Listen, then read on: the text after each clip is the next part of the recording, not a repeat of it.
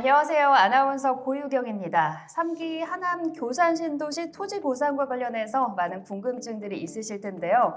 하남도시공사 보상자문위원들과 함께 여러분들의 궁금증을 해결해보는 시간 마련했습니다. 오늘은 그 첫 번째 시간으로 모르면 손해, 알면 더 받는 토지 보상 감정평가편으로 마련을 해봤습니다. 이번 시간에는 하남 3기 교산 신도시 관련 감정평가 전문가이신 박성구 감정평가사님 모시고 모르면 손해, 알면 더 받는 토지 보상에 대해서 궁금증 해결을 해보도록 하겠습니다. 자, 토지 보상에 대해서 궁금한 것 있으신 분들 먼저 저희 채널 구독, 좋아요 눌러주시고 시작을 해보도록 하겠습니다. 자, 감정평가사님 안녕하세요. 예, 안녕하세요. 네, 본인 소개 좀 부탁드릴게요. 네, 하남도시공사 감정평가 자문위원으로 활동하고 있는 나라감정평가법인의 박성구 감정평가사라고 합니다. 반갑습니다. 네, 반갑습니다. 네. 네, 3기 교산 신도시 관련해서 감정평가사 분들이 하시는 일이 굉장히 많으실 것 같아요. 네. 구체적으로 어떤 도움을 주고 계신가요? 네, 저는 2020년도 8월부터 하남도시공사 하남교산공공주택지구 보상상담센터 감정평가 관련 자문위원으로 활동하고 있습니다. 구체적으로 교산 공공주택지구에 편입된 하남 시민분들께 보상 감정평가와 관련된 절차와 방법 등을 상담하면서 보상에 관한 궁금증을 해소시켜드리는 역할을 하고 있습니다. 네, 그렇군요. 보상을 해드리려 보면 가장 중요한 게 신뢰가 아닌가 싶어요. 아무래도 네. 돈 그리고 땅이 오가다 보니까. 그렇죠. 네, 그러면 이 보상에 대해서 안전장치가 잘 마련이 돼야 될 것 같은데 네. 어떤 안전장치가 있을까요? 네, 맞습니다. 손실보상은 공익사업의 사업시행자가 공공의 이익을 위해서 국민의 재산권을 취득하면서 발생하는 특별한 희생을 보상하는 개념입니다. 따라서 헌법 및 관련 법령에서 정하는 절차를 엄격하게 준수해서 보상이 이루어져야 되고요. 보상의 근거가 되는 공익사업을 위한 토지 등의 취득 및 보상에 관한 법률에서는 피수용자를 위한 보상의 절차 방법 등을 상세하게 규정하고 있고, 저희 사업시행자나 저희 감정평가사도 이를 엄격하게 준수해서 보상 업무를 행하게 됩니다. 네, 그렇군요. 엄격하게 준수를 하면서 네. 업무를 수행 중이시다라고 네. 말씀을 주셨습니다. 자, 토지 보상을 받는 단계가 아무래도 굉장히 좀 절차도 복잡하고 까다롭게 있을 것 같아요. 네. 저희가 알기 쉽게 좀 자세하게 설명을 해주신다면 네. 어떻게 이 토지 보상을 받는 단계를 설명을 해주실 수 있을까요? 예. 일단 지금 하남 교산 공공주택지구는 지난 8월 달에 보상계획 공고가 이루어졌고, 현재 공고 이후에 감정평가사들이 지금 선정된 걸로 알고 있습니다. 네.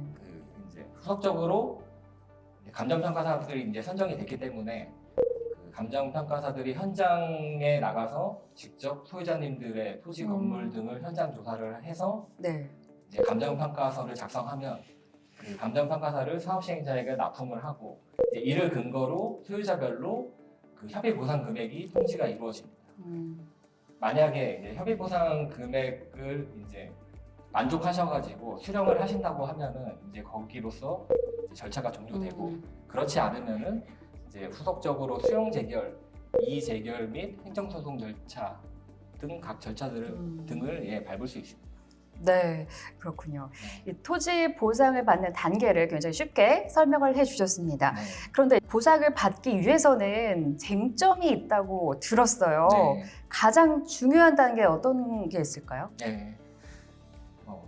보상이기 때문에 쟁점이라고 하면은 이제 헌법에서 보장한 정당한 보상을 받는 것이 가장 중요하다고 그렇죠. 네. 중요할 것이고요.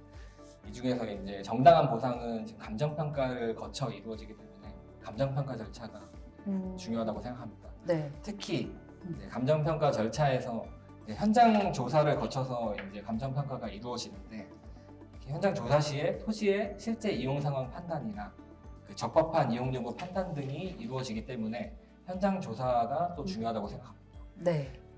더불어 말씀드리면 해당 토지가 이제 용도지역, 용도구역 변경이 있었거나 이제 지목이나 이용 상황이 상이한 경우에는 사전에나 아니면 현장에 이제 감정평가사들이 방문했을 때 이제 이러한 부분을 의견을 제시해주면 좋으실 것 같고요. 그다음에 추후에 지작물이나 영업 손실에 대한 보상 절차가 진행되면 그 누락된 물건이 있는지를 확인하시는 것도 중요하다고 생각합니다. 감정평가 절차가 제일 중요한데 그 중에서도 현장 조사가 중요하고 혹시 용도 변경이 있었는지 그리고 네. 또 목록에서 누락된 건 없는지 네. 체크를 해보면 좋겠다. 네, 중요하다라는 네. 얘기를 해주셨습니다. 네. 그러면 이제 토지 보상을 받는데 과연 얼마나 받을 수가 있나요? 네. 참 어려운 문제인 것 같습니다. 네. 일단은 뭐 보상 대상에 따라서 천차만별일 것 같고요. 특히 뭐 토지가 일단은 뭐 보상 금액 비중이 높을 거라고 생각이 듭니다.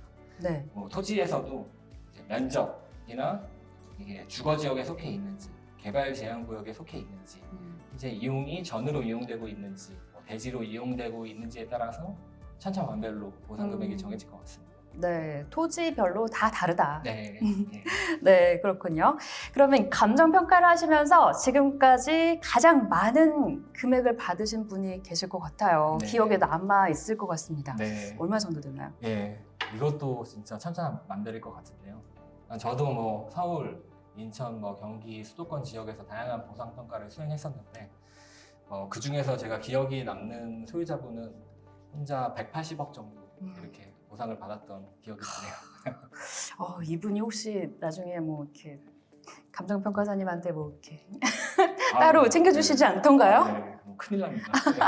그런가요? 이분 지금 어디서 뭐 하시나요? 글쎄요. 굉장히 궁금해지네요. 이주에서 잘 살고 계시겠죠. 네. 막 연락처도 궁금해지고.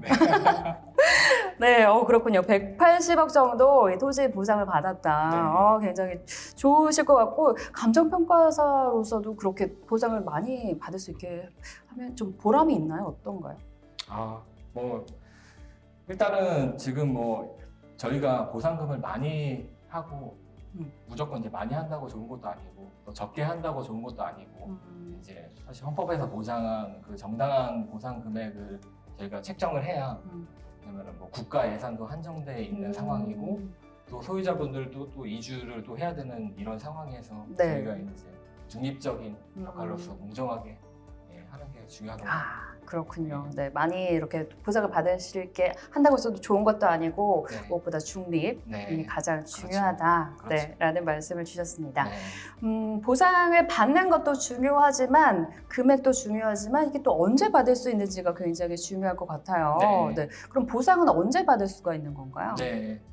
일단 뭐 지금 감정평가사분들이 선정이 됐기 때문에 이제 추후에 아마 이제 스케줄대로 이제 각각 현장 조사가 이루어질 거라고 생각이 들고요. 현장 조사가 이루어진 다음에 이제 감정평가가 이제 이루어지고 그 감정평가서가 이제 사업시행자가 납품이 되면은 그때 이제 협의 보상 금액을 통지를 받으실 겁니다. 네, 협의 보상 금액 이제 통지를 받으시면 그때 이제 계약을 사업 시행자와 체결한 다음에 그 소유권 이전이 완료가 되면은 그때 보상금이 지급되는 걸로 알고 있습니다. 아마 좀 구체적인 부분들은 그 하남도시공사 이제 보상팀에 이제 한번 문의해 보시면 좋을 것 같습니다. 네, 구체적인 일정은 하남도시공사에 문의를 하면 된다고 말씀을 주셨습니다. 그렇다면 이 보상은 어디에서 누가 평가를 해서 주게 되는 건가요? 예. 보상은 지금까지 이제 쭉 말씀드렸다시피 이제 감정평가사가 이제 보상 금액을 이제 평가를 하게 되는데요. 그 이유는 일단 손실 보상금은 이제 토지 소유자나 그런 사업 시행자와 같이 이제 이해관계가 있으신 분들이 직접 이제 금액을 이제 산정을 하게 되면은 이제 과다나 과소 보상 논란이 있을 수 있기 때문에 그 보상 법령에서는 해당 이해관계자가 아닌 제3자이자 가격 결정의 전문성을 갖춘 그 감정평가사들에게 이제 맡겨서 이제 복수로 평가하도록 그렇게 규정을 하고 있습니다. 이는 이제 객관적이고 전문적인 보상의 결정을 위해서 그 보상금을 둘러싼 분쟁을 네. 최소화하고 국민의 재산권을 보호하는 동시에 공공에 필요한 사업을 원활하게 추진하고자 하는 취지의 제도적 장치입니다.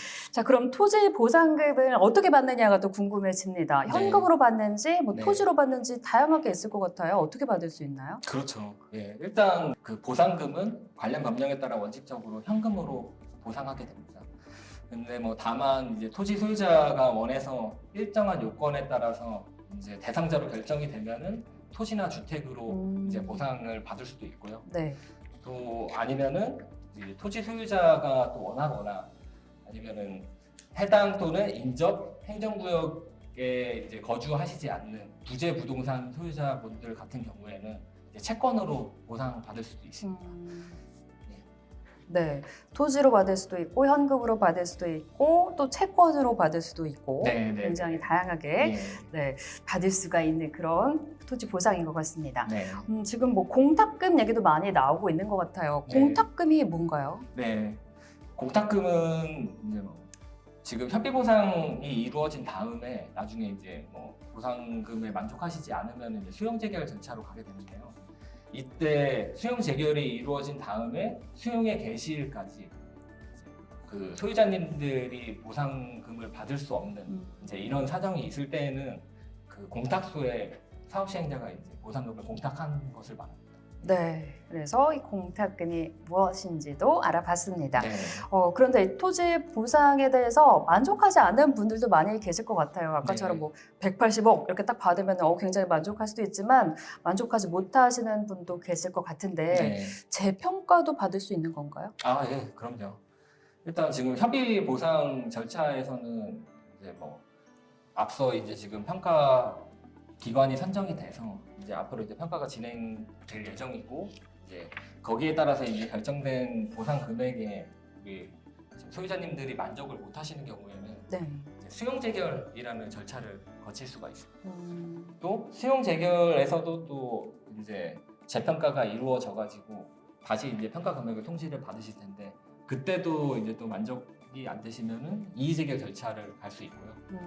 또 그때도 마찬가지로 재평가가 이루어지고 그 다음에는 또 행정소송까지 이제 절차를 거칠 수가 있게 되고 각 절차마다 재평가도 계속 이루어집니다.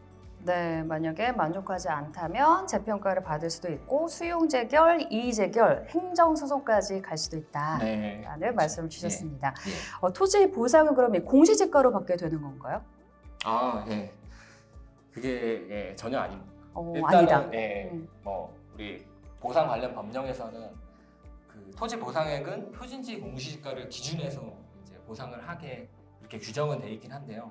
그 표준지 공시지가를 기준으로 해서 그 공시 기준일부터 가격 시점까지의 이제 그 지가 변동률이나 생산자 물가 상승률 그리고 당해 토지의 이용 계획 그리고 위치, 형상, 환경, 이용 상황과 함께 중요한 인근 지역 등의 정상적인 거래 사례나 이제 보상 선례 등을 종합적으로 이제 고려하고 참작해서 평가하기 때문에 공시지가로 보상되는 건 아닙니다. 그렇군요. 공시지가로 보상받는 건 아니다. 또 이런 얘기도 있어요. 뭐 소송을 받아야 보상을 많이 받는다. 네. 아무래도 이렇게 처음에 딱 이 정도 가격입니다라고 나왔을 때 만족을 하시는 분도 계시겠지만 아닌 네. 분들도 많이 계실 것 같아요. 그래서 그 소송이나 뭐였죠 아까 재평가 네. 소송이나 재평가 절차를 받는 분들이 많이 계실 것 같습니다. 네. 그런데 뭐 소송을 걸어야 진짜 많이 받나요? 어떤가요? 네. 뭐 이 부분도 사실 뭐 개별 상황에 따라서 많이 다를 거라고 생각이 드는데요. 단순하게 이게 뭐 인근 시세보다 좀 적게 보상됐다라는 점 때문에는 아마 뭐 추후에 가도 많이 그 보상금이 증액이 좀 안 될 가능성이 있고요. 아예 애초부터 협의 보상 평가 때 좀 뭐 목록에서 뭐 누락이 됐다거나 아니면은 여러 가지 이제 토지 이용 계획 상황 자체에 대한 판단이나 이용 상황 판단 자체 같은 게 이제 좀 오류가 있었던 경우에는 네. 그게 이제 확실하다고 이제 판단이 드시면 이제 수용 재결이나 뭐 이의 재결, 행정소송 같은 절차를 거쳐서 어느 정도 좀 구제를 받으실 수 있다고 생각이 듭니다.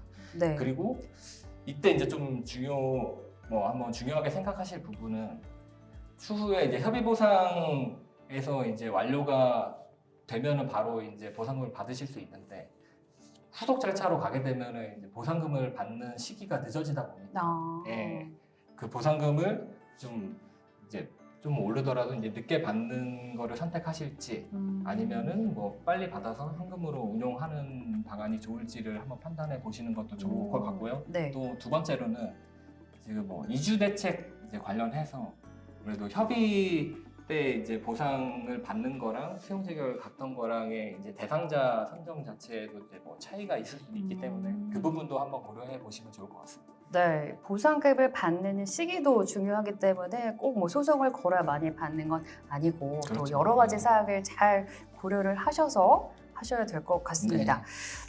또 이제 보상에 관해서 또 알아두어야 할 사항이 많이 있을 것 같아요. 아무래도 이제 이주를 해야 되는 부분이 많이 그렇죠. 있을 텐데 이주 대책에 대해서 좀 궁금해지거든요. 네. 그 먼저 주거용 건축물의 소유자 분들 같은 경우에는요, 그 사업 시행자가 수립한 이주 대책에 따라서 대상자로 선정되시면은 이주자 택지나 뭐 이주자 주택을 공급 받으실 수도 있고, 만약에 이제 뭐 선정되지 않으시거나 그 대상이 되지 않으신다고 하면은 그 이주 정착금을 받게 됩니다.